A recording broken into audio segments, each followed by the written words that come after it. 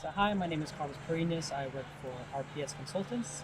I'm in Wellington, and my role is the Assistant Project Manager for this project. And for this demolition contract, I am the engineer's rep. So last May, we've received a confirmation that we can proceed with the demolition. So we did just that. We assembled a team. We got these demolition drawings together from the design team, and basically mapped out a plan of demolishing outbuilding cell blocks and the admin blocks.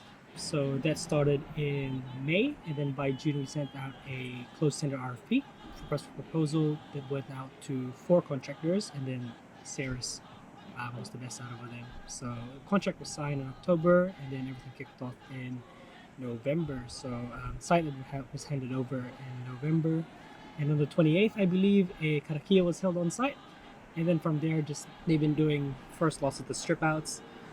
We started by just clearing out all the yard. There was a bit of rubbish everywhere. And we had our Christmas break. Then the next year we got right into the strip out.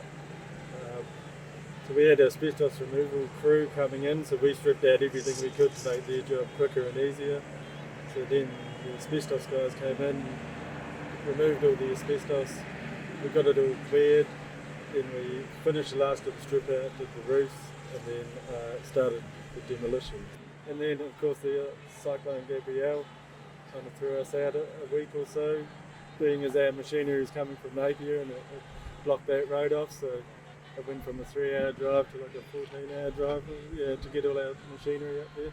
We had quite a few public come in that wanted crushed concrete, or they had damaged riverbanks and stuff from the cyclone, so we loaded our truck up and took them out there and gave people truckloads if they needed it.